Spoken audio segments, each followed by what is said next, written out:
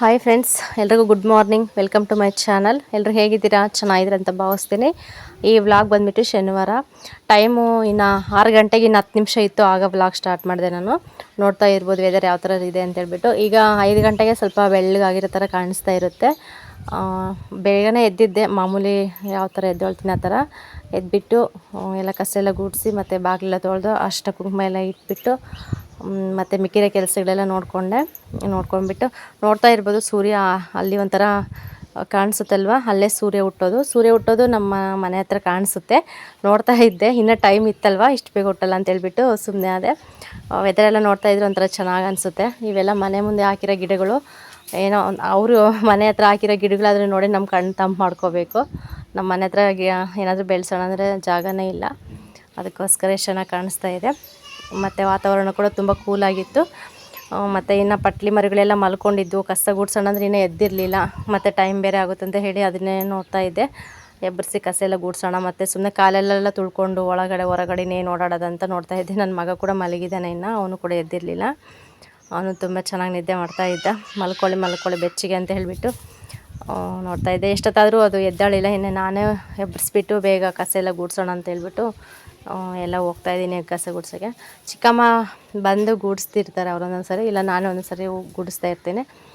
ಅವ್ರಿಗೂ ಏನಾದರೂ ಕೆಲಸ ಇರುತ್ತೆ, ಅವರು ಕೆಲ್ಸಕ್ಕೆ ಹೋಗ್ತಾರಲ್ವ, ಕೂಲಿ ಹೋಗಿರೋದ್ರಿಂದ ಬೇಗನೆ ಬಂದುಬಿಟ್ಟು ಎಲ್ಲ ಕೆಲಸ ಎಲ್ಲ ಮುಗಿಸಿ ಹೋಗ್ತಾರೆ. ಇಲ್ಲ ನಾನೇ ಒಂದೊಂದು ಸತಿ ನಾನೇ ಕೂಡ ಎಲ್ಲ ಕ್ಲೀನ್ ಮಾಡಿಬಿಡ್ತೀನಿ. ಬೆಳಗ್ಗೆ ಅವರು ಬರೋ ಅಷ್ಟೊತ್ತಿಗೆ ನಾನು ಎಷ್ಟು ಸತಿ ಎಲ್ಲ ಕ್ಲೀನ್ ಮಾಡಿರ್ತೀನಲ್ಲ, ಮೇಡಮ್ ಬೆಳಗ್ಗೆ ಟೈಮ್ ನಾನೇ ಗುಡಿಸ್ತೀನಿ ಅಂತ ಹೇಳ್ತಾ ಇರ್ತಾರೆ. ಮತ್ತು ಒಂದೊಂದು ಸತಿ ಅವ್ರು ಬರೋವರೆಗೂ ನಾನು ಇಟ್ಕೊಳ್ಳಲ್ಲ, ನಾನೆಲ್ಲ ಕ್ಲೀನ್ ಮಾಡಿಬಿಡ್ತೀನಿ. ಮತ್ತು ಗೋಣಿ ಚೀಲ ಹಾಕಿರ್ತೀವಿ ನೈಟ್ ಹೊತ್ತು. ಯಾಕೆಂದರೆ ಪಾಪ ಅವು ಸ್ವಲ್ಪ ಫಸ್ಟಿಗೆ ಮಳೆ ಬಂತು, ಒಂದು 4-5 ದಿನ ಚೆನ್ನಾಗಿ ಮಳೆ ಬಂತು ನೈಟ್ ಟೈಮು. ಅದಕ್ಕೆ ಅವಾಗ ಮಲ್ಕೊಳ್ಳೋಕ್ಕೆ ಜಾಗ ಇರ್ತಿರ್ಲಿಲ್ಲ. ಅಟ್ಲೀಸ್ಟ್ ಗೋಣಿ ಚೀಲದ ಮೇಲಾದರೂ ಮಲ್ಕೊಳ್ಳಿ ಅಂತೇಳ್ಬಿಟ್ಟು ಅವು ಡೈಲಿ ಆರಿಸ್ತಾ ಇರ್ತೀವಿ. ಅವು ಅದ್ರ ಮೇಲೇ ಮಲಗೋದು ನೈಟು. ಮತ್ತು ಕಸ ಎಲ್ಲ ಇದು ಸ್ವಲ್ಪ ಬೇವಿನ ಸೊಪ್ಪು ಮತ್ತು ಇದು ಹುಣಸೆ ಸೊಪ್ಪು ಅದೆಲ್ಲ ಕಟ್ಟಿದ್ವಲ್ಲ, ದಾರ ಕೂಡ ಹಂಗೆ ಇತ್ತು. ನೈಟೆಲ್ಲ ಅವು ಯಾವಾಗ ಎಚ್ಚರಿಕೆ ಆಗುತ್ತೋ ಅವಾಗ ಎದ್ಬಿಟ್ಟು ಕಡ್ಡಿ ಎಲ್ಲ ಕಡ್ಕೊಂಡು ತಿಂದು ಮಲ್ಕೊತಾ ಇರ್ತಾವಲ್ವ, ಅದಕ್ಕೂ ಕೂಡ ಅವನ್ನೆಲ್ಲ ಬಿಚ್ಚಿ ಎಲ್ಲ ಸೈಡ್ಗೆ ಹಾಕ್ತಾ ಇರ್ತೀನಿ. ಶನಿವಾರ ಆಗಿರೋದ್ರಿಂದ ತುಂಬ ಕೆಲಸ ಇದ್ದು, ಶನಿವಾರ ಕೂಡ ಮನೆ ವಾರ ಮಾಡ್ತೀನಿ ನಾನು. ಶುಕ್ರವಾರ ಕೂಡ ನೆಲ ಒರೆಸಿದ್ದೆ, ನೆಲ ಒರೆಸಿ ಎಲ್ಲ ಪೂಜೆ ಮಾಡಿದ್ದೆ. ಮತ್ತು ಶನಿವಾರ ಕೂಡ ಅಷ್ಟೇ, ಮತ್ತೆ ನೆಲ ಎಲ್ಲ ಒರೆಸ್ಬಿಟ್ಟು ಮತ್ತೆ ಸಾಯಂಕಾಲ ಪೂಜೆ ಮಾಡ್ತೀವಿ. ಸಾಯಂಕಾಲ ಟೈಮಲ್ಲೂ ಮಾಡೋದ್ರಿಂದ ಬೆಳಗ್ಗೆ ಏನೇನು ಕೆಲಸ ಇರುತ್ತೆ ಅದು ಮುಗಿಸ್ಕೊತೀನಿ. ಮತ್ತು ಒಂದು 2 ಗಂಟೆ ಇಲ್ಲ 2:30ಇಂದ ಸ್ಟಾರ್ಟ್ ಮಾಡ್ತೀನಿ. ಮತ್ತು ನೆಲ ಎಲ್ಲ ಒರೆಸ್ಕೊಂಡ್ಬಿಟ್ಟು ಪೂಜೆಗೆಲ್ಲ ರೆಡಿ ಮಾಡ್ಕೊತಾ ಇರ್ತೀನಿ. ಶುಕ್ರವಾರನೇ ಸ್ನಾನ ಮಾಡಿದ್ದೆ, ಮತ್ತು ಶನಿವಾರ ಏನು ಸ್ನಾನ ಮಾಡೋಕ್ಕೆ ಹೋಗಲಿಲ್ಲ. ಮತ್ತು ಸುಮ್ಮನೆ ದೀಪ ಎಲ್ಲ ಹಚ್ಚಿದ ಅಷ್ಟೇ. ದೇವ್ರ ಫೋಟೋ ಎಲ್ಲ ಒರೆಸ್ಬಿಟ್ಟು ಇನ್ನೊಂದು ಸತಿ ಎಲ್ಲ ಬೊಟ್ಟಿಟ್ಟು ಮತ್ತು ಹೂವು ಎಲ್ಲ ತೊಗೊಂಬಂದು ಪೂಜೆ ಮಾಡಿದ್ದೆ. ಇನ್ನೆಲ್ಲ ಕಸ ಎಲ್ಲ ಗುಡಿಸ್ತಾ ಇದ್ದೀನಿ. ನನ್ನ ಮಗ ಕೂಡ ಮಲಗಿದ್ನಲ್ವ. ಇನ್ನೂ ಅಷ್ಟರಲ್ಲಿ ಚಿಕ್ಕಮ್ಮನೂ ಬಂದರು. ಅಂಗಡಿ ಕೂಡ ಬರ್ತಾಯಿದ್ರು, ಬೆಳಗ್ಗೆನೇ ಬರ್ತಾ ಇರ್ತಾರಲ್ವ, ಅದಕ್ಕೆ ನಾನು ಗೂಡಿಸ್ತೀನಿ, ನೀನು ಅಂಗಡಿಗೆ ಬರ್ತಾ ಇರ್ತಾರೆ ಅಂತ ಹೇಳಿದ್ರು. ಇಲ್ಲ ಬಿಡು, ಗೂಡಿಸ್ತೀನಿ ಬಿಡು ಅಂದರೆ, ಬೇಡ ಬರ್ತಾ ಇರ್ತಾರೆ, ಅಲ್ಲಿ ಬರ್ತಾಯಿದ್ದಾರೆ ನೋಡು, ಹೋಗು ಅಂತಂದರು. ಅದಕ್ಕೆ ಸರಿ ಚಿಕ್ಕಮ್ಮ ಗೂಡಿಸ್ಲಿ ಅಂತ ಹೇಳ್ಬಿಟ್ಟು ನಾನು ಅಂಗಡಿ ಒಳಗೆ ಹೋದೆ ನೋಡ್ಕೊಳೋಣ ಅಂತ ಹೇಳ್ಬಿಟ್ಟು. ಅಷ್ಟೇ ಬೆಳಗ್ಗೆ ಟೈಮ್ ಸ್ವಲ್ಪ ಬ್ಯುಸಿ ಇರ್ತೀನಿ. ಏನಿಲ್ಲ ಅಂದ್ರೂ ಒಂದು 9 ಗಂಟೆ 9:30ವರೆಗೂ ಸ್ವಲ್ಪ ಬ್ಯುಸಿನೇ. ಆ ಕಡೆ ಈ ಕಡೆ ಎಲ್ಲ ಓಡಾಡ್ಕೊಂಡು ಮತ್ತು ಸುಮ್ಮನೆ ಗ್ಯಾಪ್ ಕೊಡಲ್ಲ. ಯಾರಾದರೂ ಬಂದರೆ ಹೋಗಿ ಕೊಡ್ತೀನಿ, ಇಲ್ಲ ಅಂದರೆ ಮನೇಲಿ ಏನಾದ್ರು ಕೆಲಸ ಇದ್ದರೆ ಕೆಲಸ ಮಾಡ್ಕೊತೀನಿ.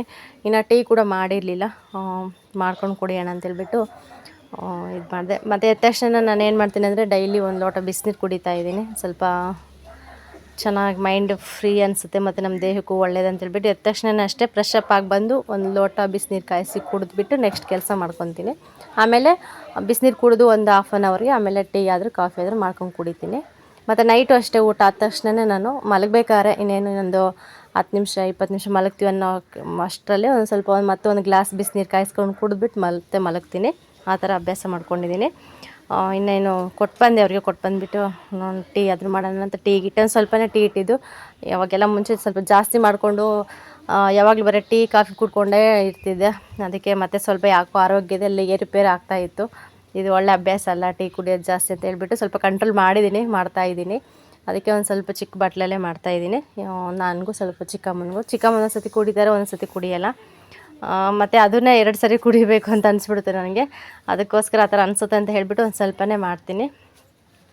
ವ್ಲಾಗ್ಸು ಮಾಡೋಕ್ಕೆ ಆಗ್ತಾಯಿಲ್ಲ, 2 ದಿನ ಗ್ಯಾಪ್ ಆಗಿಬಿಡ್ತು. ಮತ್ತು ನನಗೆ ಒಂಥರ ಅನ್ನಿಸ್ತು, ಮತ್ತು ಇಷ್ಟೊಂದು ಗ್ಯಾಪ್ ಕೊಟ್ಟರೆ ಮತ್ತು ಏನಾಗುತ್ತೆ ಅಂತೇಳ್ಬಿಟ್ಟು ಅದಕ್ಕೆ ಶನಿವಾರ ಅಂದರೆ ವ್ಲಾಗ್ ಸ್ಟಾರ್ಟ್ ಮಾಡೋಣ ಅಂತೇಳ್ಬಿಟ್ಟು ವ್ಲಾಗ್ ಸ್ಟಾರ್ಟ್ ಮಾಡ್ತಾಯಿದ್ದೀನಿ.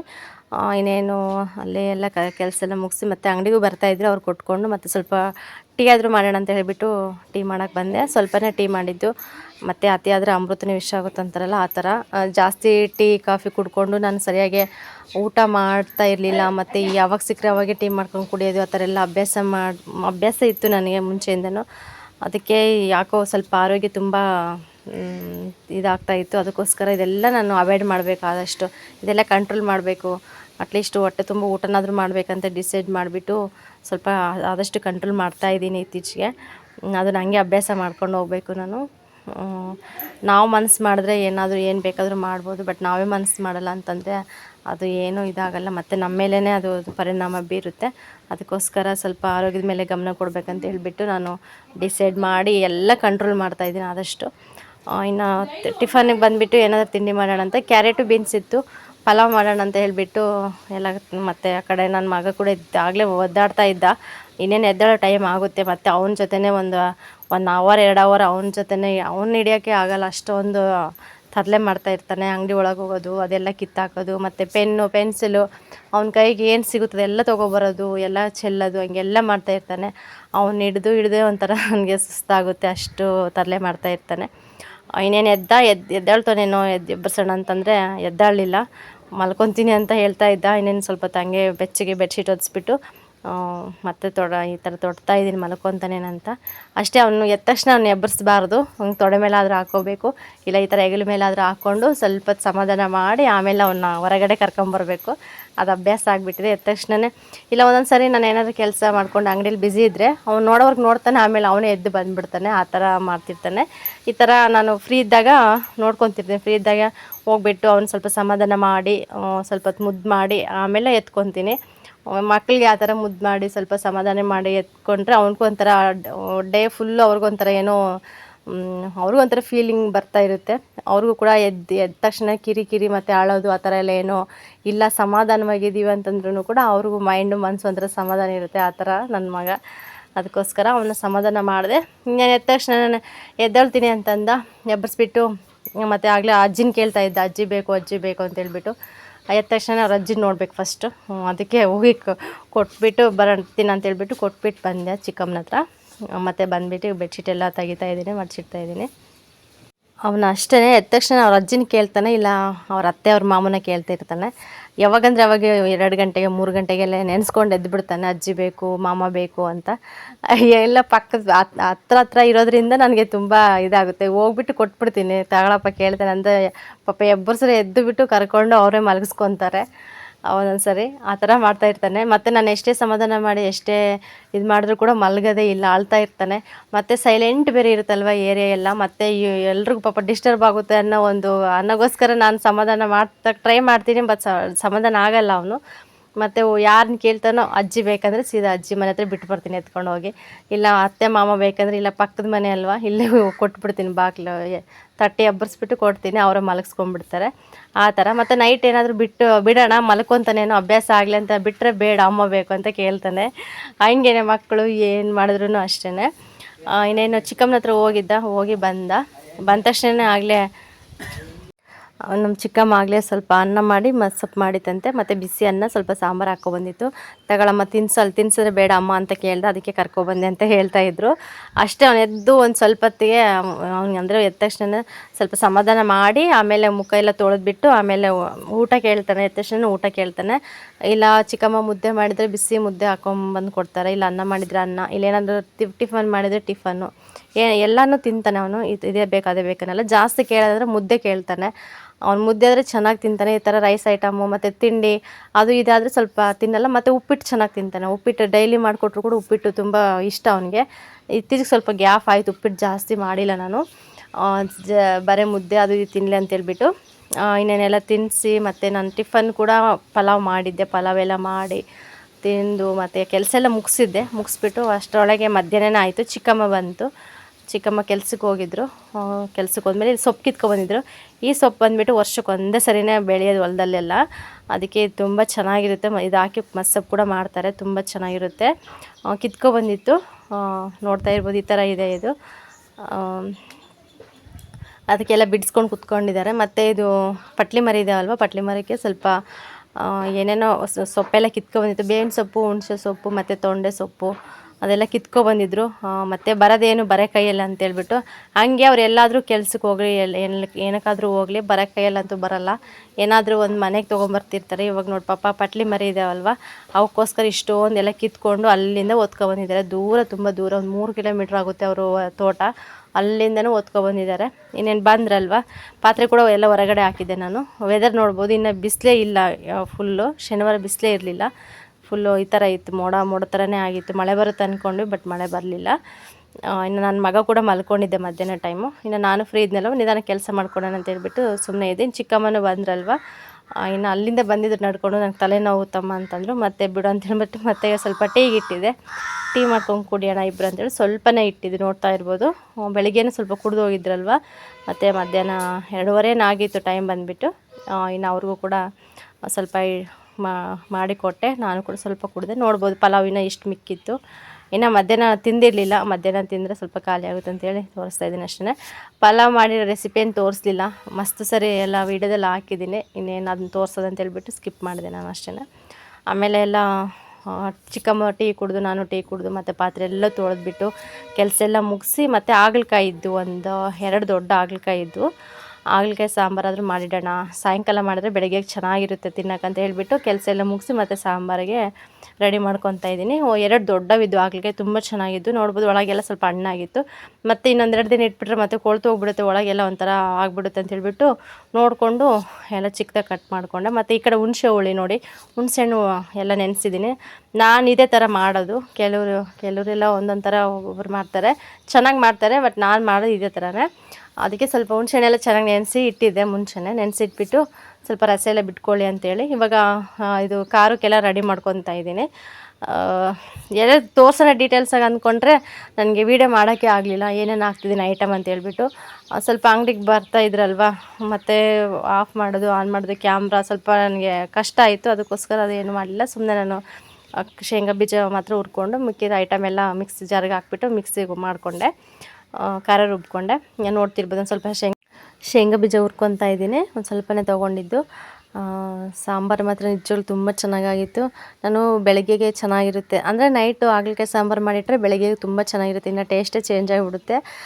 ಇರುತ್ತೆ ಅಂದ್ಕೊಂಡೆ, ಬಟ್ ಮಿಕ್ಕಲೇ ಇಲ್ಲ. ಏನು ಗೊತ್ತಾ, ಇನ್ನೊಂದು ವಿಷಯ, ಹಳ್ಳೀಲಿ ಅಷ್ಟೇ, ಹಳ್ಳಿ ಸೈಡು ಈ ಥರ ಸಾಂಬಾರು ಮಾಡೋದು ಅಪರೂಪ ಅಲ್ವಾ.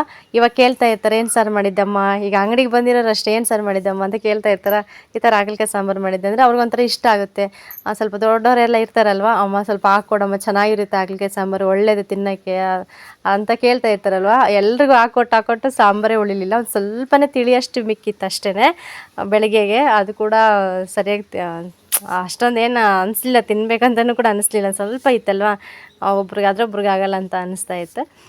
ನೋಡ್ತಾ ಇರ್ಬೋದು, ಹುಣಸೆ ಹುಳಿ ಎಲ್ಲ ಚೆನ್ನಾಗಿ ಕಿವುಚ್ಬಿಟ್ಟು ಹಿಂಡ್ಬಿಟ್ಟು ಮತ್ತು ಎಲ್ಲ ಸೋಸ್ಬಿಟ್ಟು ನೀಟಾಗೆ ಇವಾಗ ಬೇಯಿಸೋಕೆ ಇಡ್ತಾಯಿದ್ದೀನಿ.